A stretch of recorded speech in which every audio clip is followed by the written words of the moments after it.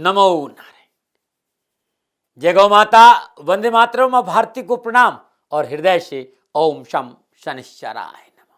मित्रों, साथियों, आपके पास ताकत है, मेरा आपको प्रणाम है।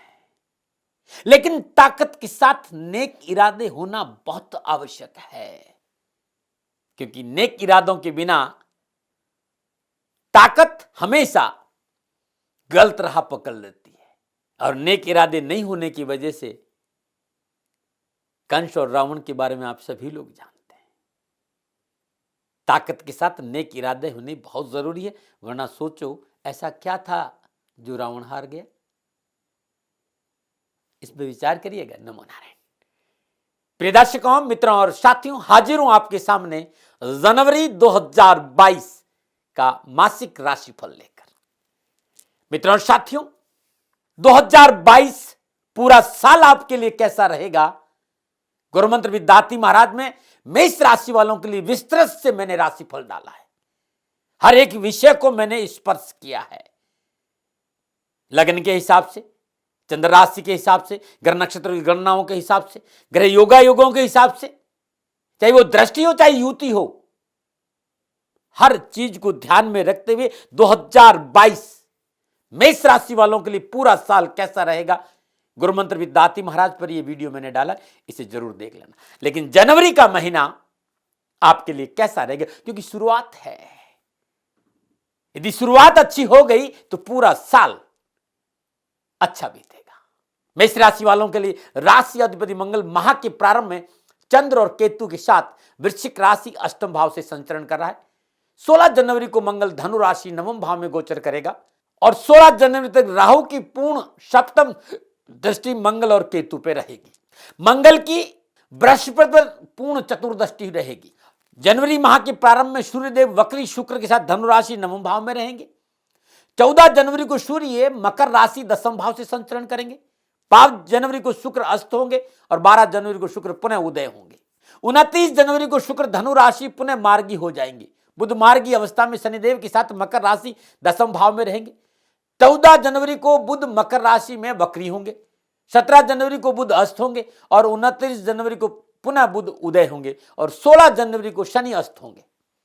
ये मेष राशि वालों के लिए ग्रह योगा योग है। जनवरी के महीने में माह के आरंभ से अंत तक बृहस्पति कुंभ राशि एकादश भाव में रहेंगे और राहु वृषभ राशि दूसरे भाव में संचरण करेंगे।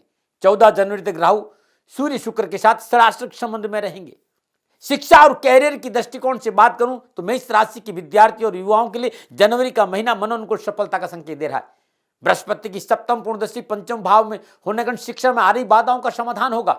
शिक्षा में मनोनुकूल उपलब्धियों की प्राप्ति होगी। परीक्षा परिश्रम के अनुकूल प्राप्त होंगे। जो परीक्षा परिणाम है परिश्रम के अनुकूल प्राप्त होगा और प्रतियोगी परीक्षाएं सफल रहेगी। लक्ष्य प्राप्ति में सहजता रहेगी।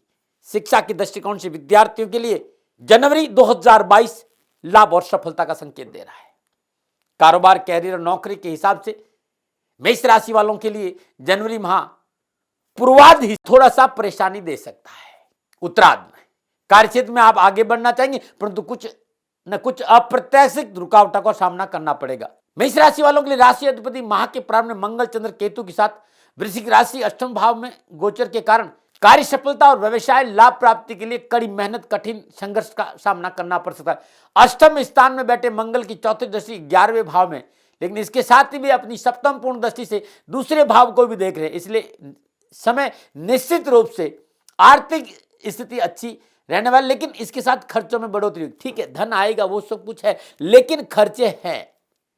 आय और व्यय को संतुलन ना बिगड़े, इस पर ध्यान देना होगा।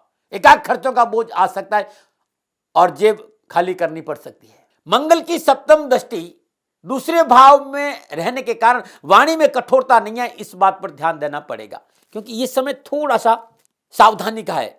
प्रतिकूल प्रभाव नजर आ रहा है। व्यवसाय और व्यापार में नुकसान दिला सकता है। कार्य क्षेत्र में लड़ाई झगड़े हो सकते हैं। वाद विवाद से इसी से बचने के लिए विशेष रूप से वाणी पर संयम बरतने की जरूरत है। आपके स्वभाव का में थोड़ा सा आपका स्वभाव आपको परेशानी में डाल सकता है। इसके साथ ही मंगल की अष्टम दृष्टि प्राक्रम भाव यानी तीसरे भाव में रहने के कारण इस दौरान आप में कार्यों को लेकर जोश और जुनून तो रहेगा, साहस पराक्रम में वृद्धि होगी, लेकिन परिश्रम और मेहनत का फल अपेक्षा अनुसार थोड़ा कम प्राप्त होगा। आर्थिक स्थिति इतनी ज्यादा फायदेमंद नहीं रहेगी। कार्यस्थल पर अपनी स्थिति अच्छी बनाए रखने के लिए आपको बहुत अधिक मेहनत और परिश्रम करना पड़ेगा। आशाओं के अनुरूप फलों की प्राप्ति नहीं होने से थोड़ा सा मानसिक तनाव है, परंतु नवम भाव में स्थित सूर्य भी अपनी सप्तम पूर्ण दृष्टि से तीसरे भाव को देख रहे हैं। ठेकेदारी और सरकारी कार्य से जुड़े जातकों के लिए यह समय आशा अनुकूल परिणाम लेकर आ रहा है। यदि आप राजनीति के क्षेत्र में हैं तो सूर्यदेव आपको पूरा सपोर्ट करेंगे। 14 जनवरी के बाद समय मनोअनुकूल सफलता और लाभ का संकेत दे रहा है।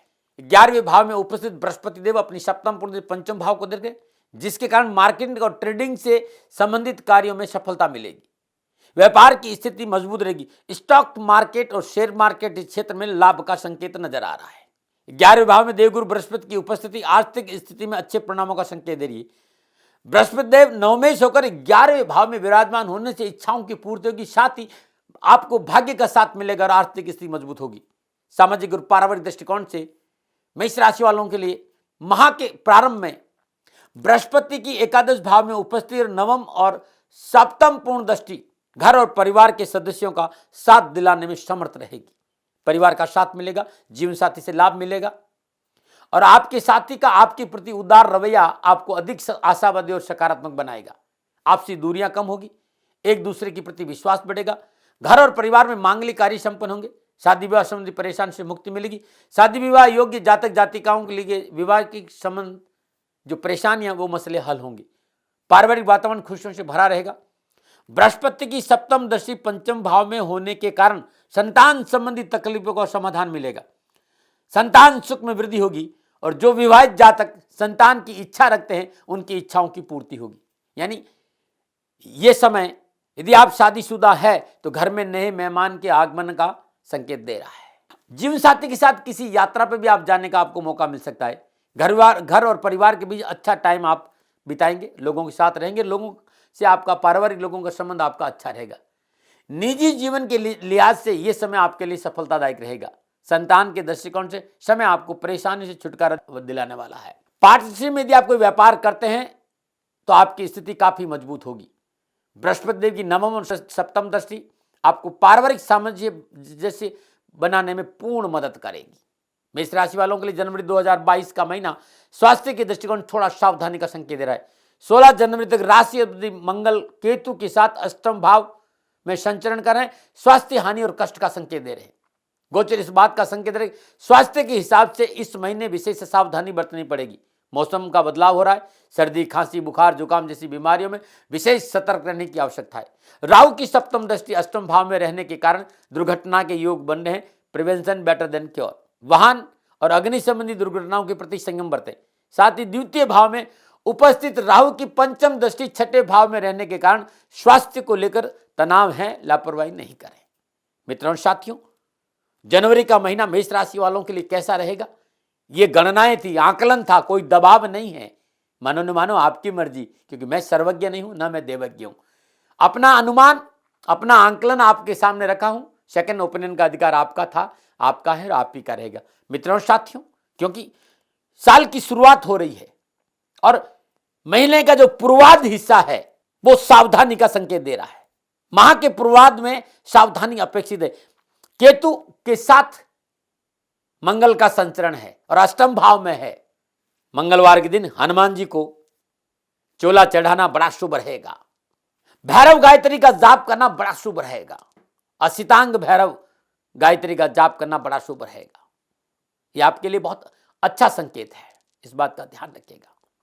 क्योंकि पूर्वार्ध जो भाग है, जनवरी का पूर्वार्ध हिस्सा नहीं, 15 जनवरी तक मेष राशि वालों को सावधानी अपेक्षित है। वाणी पर संयम रखें, कारोबार विस्तार नहीं करें, पूंजी निवेश से बचें। और गोचर इस बात का संकेत दे रहा है कि आपको इस समय अपनों की सलाह बहुत जरूरी और अपनों को साथ लेकर चलना बहुत जरूरी। स्वास्थ्य पर ध्यान रखना बहुत जरूरी है। छोटे छोटे उपाय बता रहा हूं, इन उपायों पर आप ध्यान दे देंगे तो आपके लिए बड़ा शुभ और बड़ा ही मंगलमय रहेगा। यदि स्वास्थ्य में कोई परेशानी ज्यादा नजर आ रही हो तो मेष राशि वालों को 15 जनवरी तक हर रोज रात्रि में 9 से 12 बजे के बीच में घर में एक पाठ सुंदरकांड जरूर करना चाहिए। प्रातःकाल नित्य कर्म स्नान उपरांत 800 ग्राम या श्रद्धानुसार गुड़ गौशाला में दान देना या गाय को अपने हाथ से खिलाना बड़ा शुभ रहेगा। यदि कैरियर और कारोबार और नौकरी में लेकर उठापटक आ रही है तो ये उपाय आपको हर मंगलवार कर लेना चाहिए।